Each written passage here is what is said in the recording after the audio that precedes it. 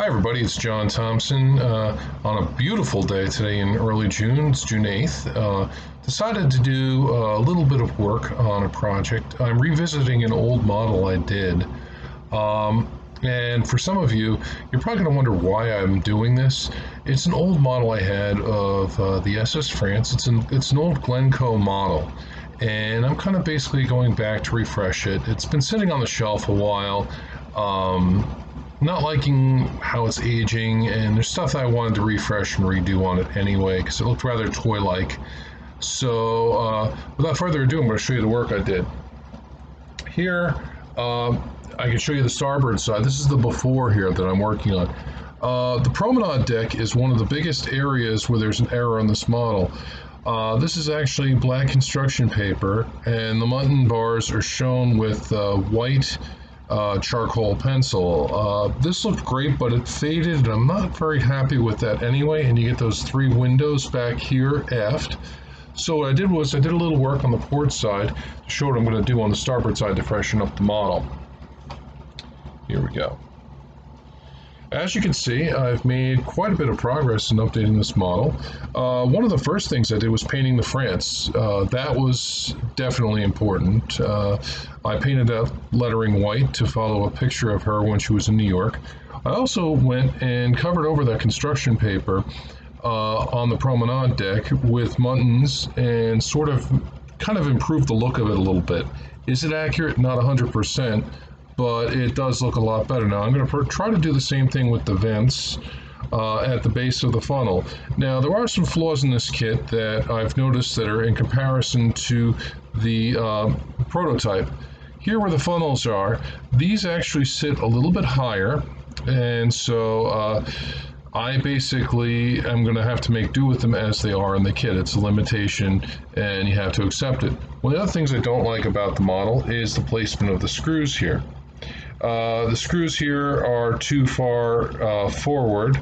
I'm looking at the prototype, but one of the other things too that I want to point out that I've done on this model is by shading in the portholes here, this gives it a very nice look, and it shows basically the detail in the hull that's there. I did have some issues too that I wanted to talk about too. The decals on the deck here that they give you a few decals, and unfortunately these decals have cracked with time. One of the things I used was a tester's decal setting solution. Wasn't very happy with it.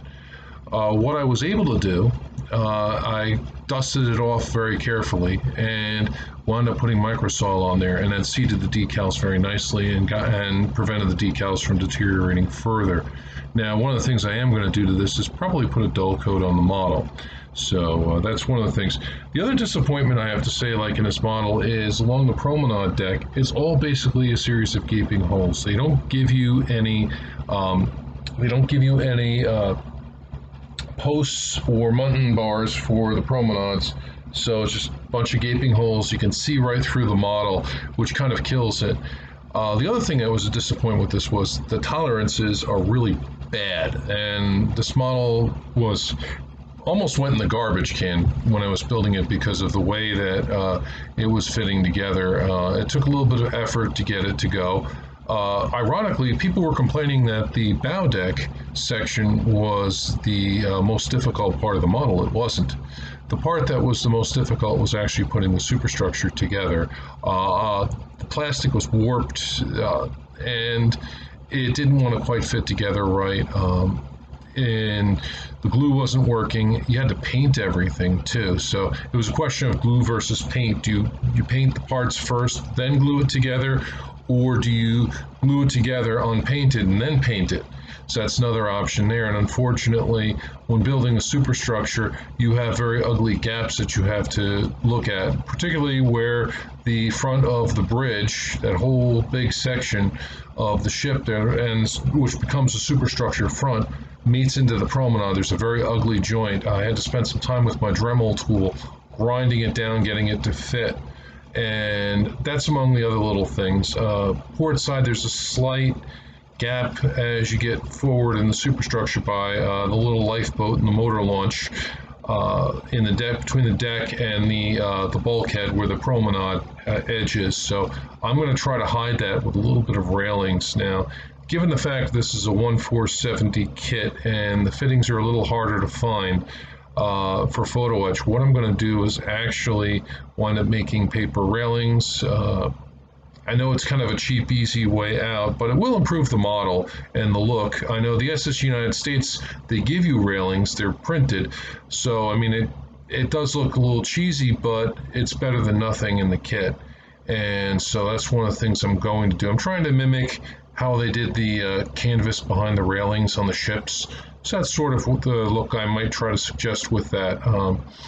The other thing that I'm looking at to do with this kit is figure out the appearance of the tops of the lifeboats. Now, these actually have coverings on them, but the interiors of the lifeboats actually have orange in them, so the uncovered boats. So I'm curious what the cover color would be. I don't know if it's tan or gray. The directions also in the kit are kind of horrendous. They don't really tell you very much else to do, and so you're going to have to basically be on your own if you want to modify things. I did want to show you one quick modification I made to the front superstructure piece. Here you can see in the front, on the lower set of windows, I actually blocked off two of them, and I used bond paper. And I'm going to basically paint over the bond paper so it doesn't yellow over time. And what I'm hoping to do is basically secure that down, make sure it's stable, and then I used white glue actually to attach the paper to the model.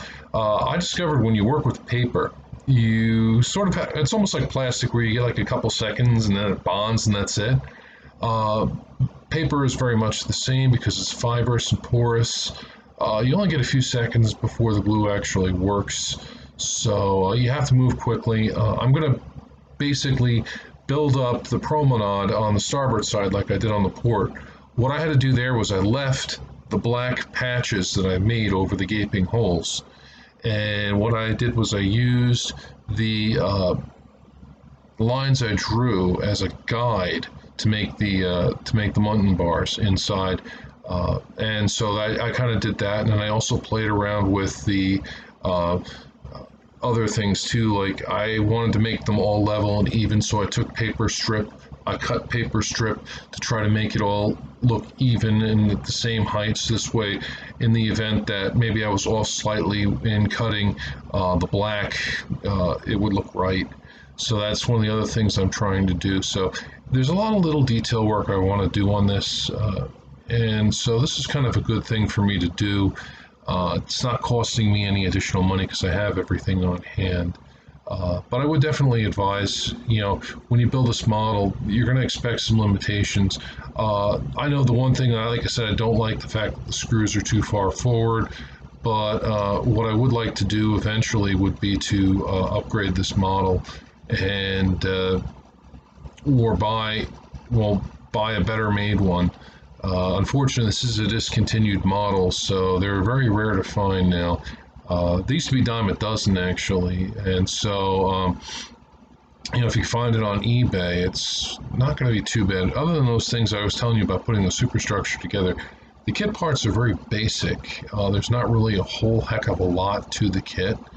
I know that they also did a SS United States, which was also very basic. Originally, it was made by Ideal Toy Company, and it was intended to be lighted. I don't know if that was the case with this one.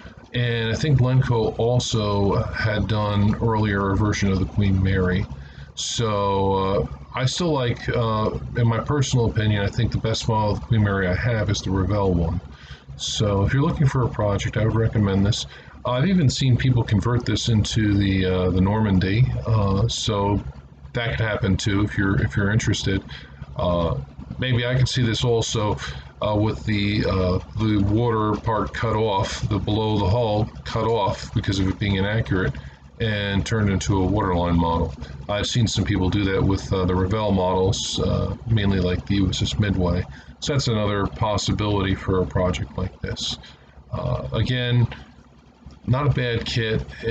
you get what you pay for. Unfortunately, like I said, a couple fit issues, but it is a simple kit to assemble. The directions do leave a little bit to be desired, and there are mistakes in the directions. One of the mistakes I did make and found was forward here where the cargo booms are.